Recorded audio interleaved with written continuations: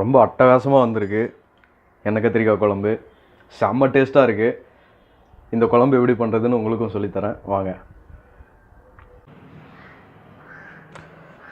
வணக்கம் friends, welcome to home foods Tamil channel.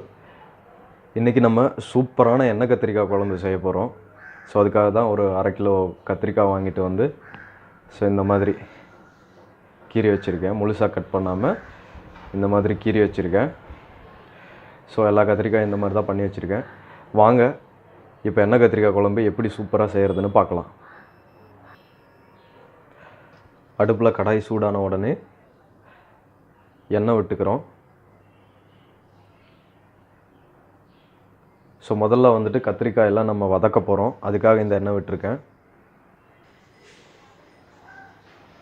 எண்ணெய் சூடான உடனே நம்ம கீரி வச்சுருக்கிற கத்திரிக்காய் எல்லாத்தையும் இதில் போட்டுக்கிறோம் வறுக்கிறதுக்கு.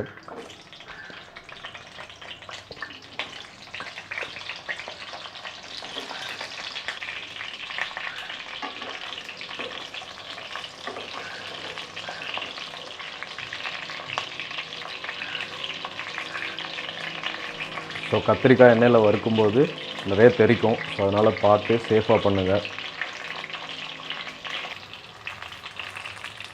பாருங்கள், கத்திரிக்காய் எல்லா பக்கமும் வதங்கிடுச்சு.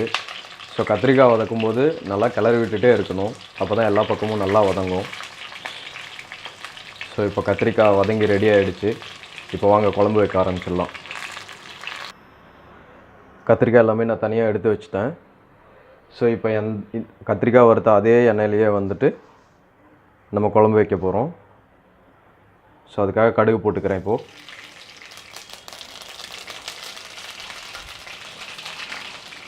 கடுகு பொரிஞ்சிருச்சு. வெந்தயம் கொஞ்சமாக போட்டுக்கிறேன்.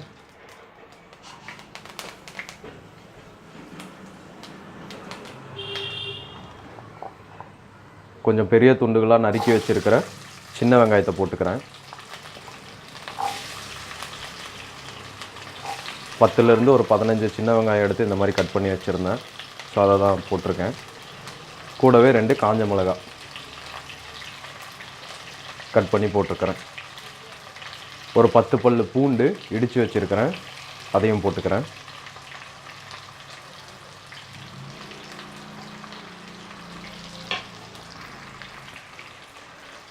ஸோ இப்போ இது நல்லா வதங்கணும். இப்போ வெங்காயம், வெள்ளைப்பூண்டு, வரமிளகாய் இதெல்லாமே வந்து நல்லா வதங்கிடுச்சு.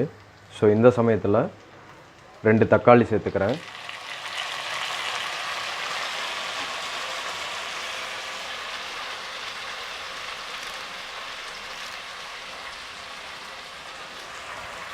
கூடவே கொஞ்சம் கறிவேப்பிலை சேர்த்துக்கிறேன். ஸோ இப்போ இதெல்லாமே நல்லா வதங்கணும்.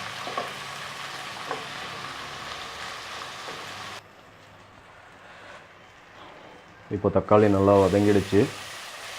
ஸோ எண்ணெய் எல்லாமே பிரிஞ்சு வர ஆரம்பிச்சிடுச்சு. இந்த சமயத்தில் ஒரு பெரிய நெல்லிக்காய் சைஸில், எலுமிச்சை பழ சைஸில் புளி எடுத்து கரைச்சி வச்சுருக்கேன். ஸோ அதை ஆட் பண்ணிக்கிறோம்.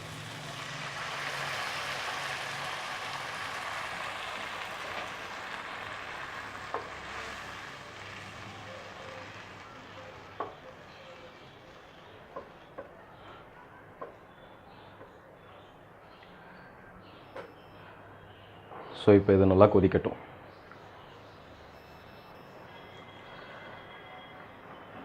ஸோ இப்போது தக்காளி, புளி கரைசல் எல்லாமே நல்லா கொதிக்க ஆரம்பிச்சிருச்சு.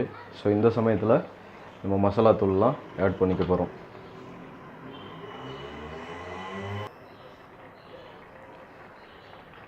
ஒரு 1/4 டீஸ்பூன் மஞ்சள் தூள்,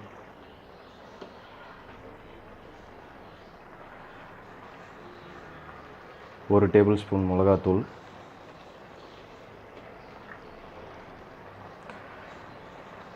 அப்புறம் ஒரு 1/2 டேபிள் ஸ்பூன் கரம் மசாலா தூள்.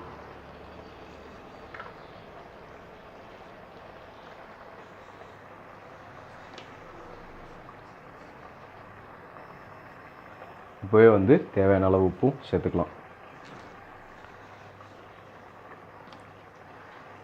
இப்போ எல்லாத்தையும் நல்லா கலந்து விட்டுடலாம். இப்போ இதெல்லாமே சேர்ந்து நல்லா பச்சை வாசனை போகிற அளவுக்கு கொதிக்கணும். இப்போ பார்த்தீங்கன்னா நம்ம கலந்து விட்ட இந்த வெங்காயம், தக்காளி, புளிக்கரைசல் எல்லாமே வந்து நல்லா வெந்துருச்சு, எண்ணெய் பிரிஞ்சு வர ஆரம்பிச்சிருச்சு.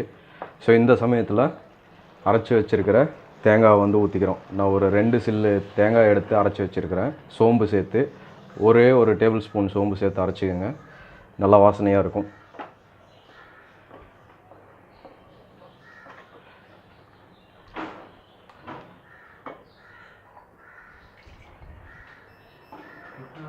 உங்களுக்கு எந்த அளவுக்கு குழம்பு வேணுமோ அந்த அளவுக்கு தண்ணி கலந்து ஊற்றிக்கங்க.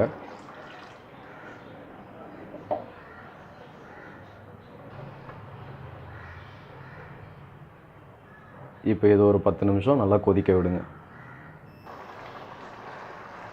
இப்போ பார்த்தீங்கன்னா நல்லா குழம்பு சுண்டி எண்ணெய்லாம் பிரிஞ்சு வர ஆரம்பிச்சிருச்சு.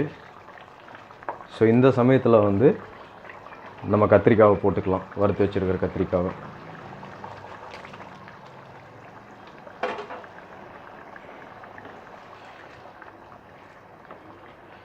நல்லா கலந்து விட்டுருங்க. இது வந்து 2லேருந்து ஒரு 3 நிமிஷம் வரைக்கும் மீடியம் ஃப்ளேம்லேயே வச்சு நல்லா வேக விடுங்க. இப்போ பாருங்கள், சூப்பரான எண்ணெய் கத்திரிக்காய் குழம்பு ரெடி ஆகிடுச்சு, சாப்பிட்றதுக்கு ரெடி. ஸோ இந்த சமயத்தில் வந்துட்டு நம்ம கட் பண்ணி வச்சுருக்கிற கொத்தமல்லி தலையை தூவி இறக்கிடுங்க. கரெக்டாக இருக்குது, வேகும்போதே நான் பார்த்துட்டேன். ஸோ இந்த எண்ணெய் கத்திரிக்காய் குழம்பு உங்களுக்கு பிடிச்சிருந்ததுன்னா இந்த வீடியோவை மறக்காமல் லைக் பண்ணுங்கள், கமெண்ட் பண்ணுங்கள், எல்லாருக்கும் ஷேர் பண்ணி விடுங்க. மறக்காமல் என்னுடைய சேனலுக்கு சப்ஸ்கிரைப் பண்ணுங்கள். இந்த வீடியோ பார்த்ததுக்கு நன்றி. தேங்க்யூ.